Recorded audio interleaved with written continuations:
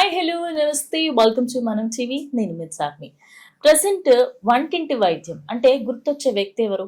ఖచ్చితంగా చిట్టిపుట్ల మధుసూదన్ గారే. ఆయన చెప్పే ఆయుర్వేద చిట్కాలు మన ఇంట్లో ఉండే సామాన్లే. అంటే మన కిచెన్లోకి వెళ్తే అవన్నీ కనిపిస్తాయి. మరి ఆయన ప్రస్తుతం మనం టీవీ స్టూడియోలో ఉన్నారు. ఆయనతో మాట్లాడి మన సందేహాలన్నీ తెలుసుకుందాం.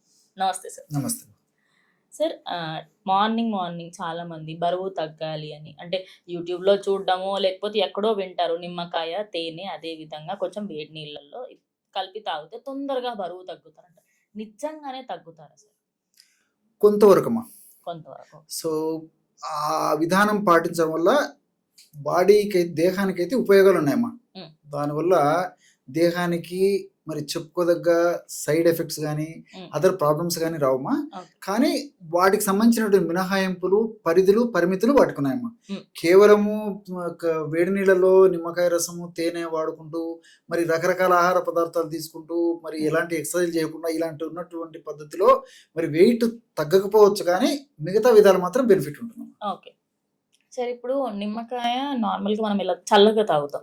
కానీ ఇందులో వేడి చేసుకొని తాగాలి. వేడి చేసుకోవాలి. మళ్ళీ ఎలాంటి షుగర్ ఉండదు, సాల్ట్ ఉండదు. అండ్ ఓన్లీ తేనె. మరి ఈ తేనె అదే విధంగా వేడి చేసినంత నిమ్మకాయ టేస్ట్ అంతా కూడా మారుతుంది కదా! మీరు ఇందాక అన్నారు సైడ్ ఎఫెక్ట్స్ ఏమీ ఉండవు. కానీ సైడ్ బెనిఫిట్స్ ఏముంటాయి? ఇలా వేడి వాటర్‌లో తాగడం బెనిఫిట్స్ ఏముంటాయి? సైడ్ ఎఫెక్ట్స్ ఎలాగూ ఉండవు ఆయుర్వేదం కాబట్టి.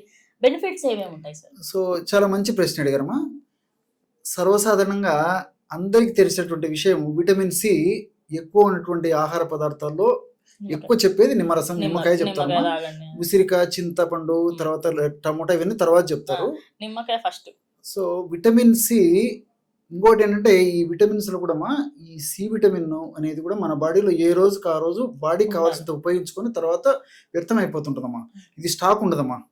కొన్ని ఫ్యాట్ సాల్యుబుల్ వైటమిన్స్ అయితే స్టాక్ ఉంటాయి కానీ కొవ్వులో కరిగేటువంటి విటమిన్స్, ఇలాంటి విటమిన్స్, బి కాంప్లెక్స్ విటమిన్స్ ముఖ్యంగా దాంతో పాటు ఈ సి విటమిన్ కూడా బాడీలో స్టాక్ ఉండదమ్మా జనరల్‌గా. సో, ఏ రోజుకి ఆ రోజు మన బాడీకి ఎంత అవసరమో అంత కావాలంటే ఖచ్చితంగా నిమ్మకాయ రసం ఇలాంటివి వాడుకోవాలమ్మా. ఓకే. ఇంకోటి ఏంటంటే నిమ్మరసంలో సి విటమిన్ ఉంది. మరి వేడి నీళ్ళల్లో సి విటమిన్ వేసేసరికి వేడికి సి విటమిన్ పోతుంది.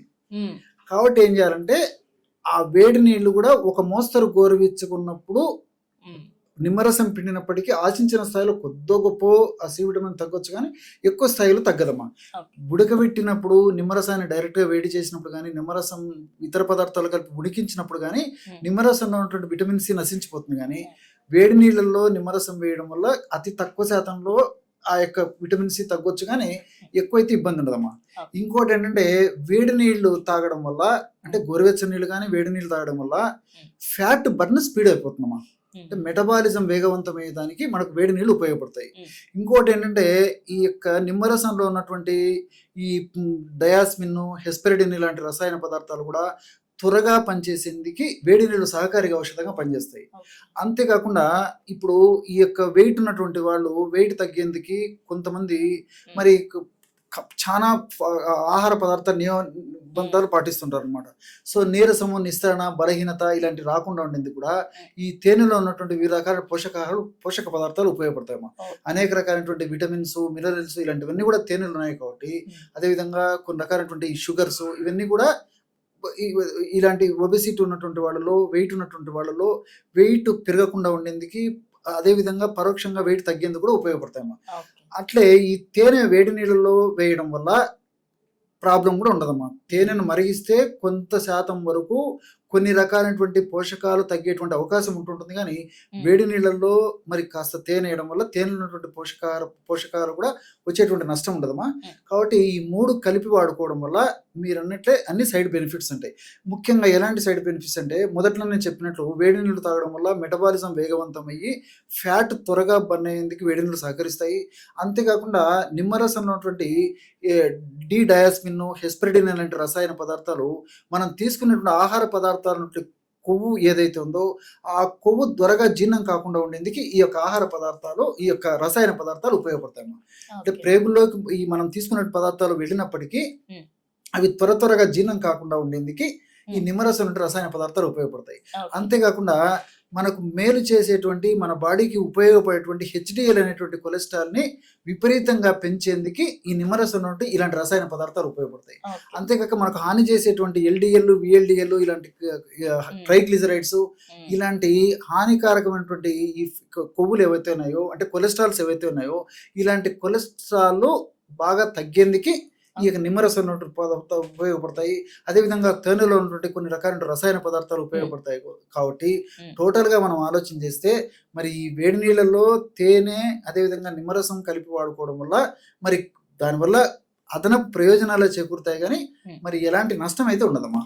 సార్ ఫైనల్గా కొంతమంది చాలా వెయిట్ ఉంటారు, అంటే వాళ్ళు తినే ఫుడ్డే కానివ్వండి, లేకపోతే ఆడవాళ్ళకంటే ఈ మధ్య కాలంలో పీసీఓడి ఇవన్నీ వస్తున్నాయి, అన్ని రీజన్స్ పట్టుకున్నప్పటికీ కొంతమంది ఏంటంటే అతి చేస్తారు. ఇప్పుడు డాక్టర్లు చెప్పారు ఒకసారి తాగితే నేను 10 కేజీలు తగ్గుతాను 2 నెలల్లో, అంటే నేను రోజుకి 3 సార్లు తాగుతా, 2 సార్లు తాగుతా, 4 సార్లు తాగుతా. అతి చేయడం, ఇలా ఎక్కువ సార్లు తాగడం వల్ల ఏమైనా ప్రాబ్లం వస్తుందా సార్ అతిగా చేయడం వల్ల? చాలా మంచి ప్రశ్న వేశారమ్మా. నిజంగా ఈ ప్రశ్న, ఈ సమాధానం చాలా మందికి రీచ్ అవుతుందమ్మా.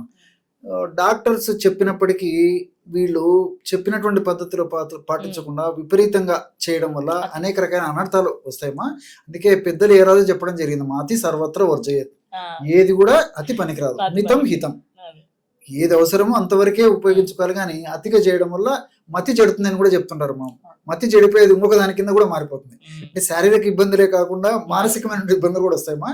కాబట్టి పరిమితంగా వాడుకోవడంలో ఉపయోగం ఉంటుంది. ఎక్కువ వాడుకోవడం వల్ల ఈ గ్యాస్ట్రిక్ ట్రబుల్ సమస్యలు ఉండడము, అదేవిధంగా మోషన్ రావడము, కడుపులో మంట రావడము, అదేవిధంగా తేన్పులు రావడము, ఈ తర్వాత ఈ తలకు సంబంధించినటువంటి సమస్యలు అంటే వాంతికి వచ్చినట్టు ఉండడము, అదేవిధంగా సరిగ్గా నిద్ర పట్టకపోవడము, కాళ్ళు చేతులు మంటలు ఉండడము, ఒకటేమిటమ్మా ఇలాంటి అనేక రకాల సమస్యలు కూడా వచ్చేదానికి అవకాశం ఉంటుంది. కాబట్టి అతి సర్వత్ర వర్జయేత్ అనేది గుర్తెరిగి మితం హితం అనేది మనసులో పెట్టుకొని పాటించడం వల్ల అన్ని రకాలుగా వాళ్ళకు క్షేమదాయకమైనటువంటి మేలే జరుగుతుంది, కానీ ఎలాంటి హాని జరగదమ్మా. Thank you sir.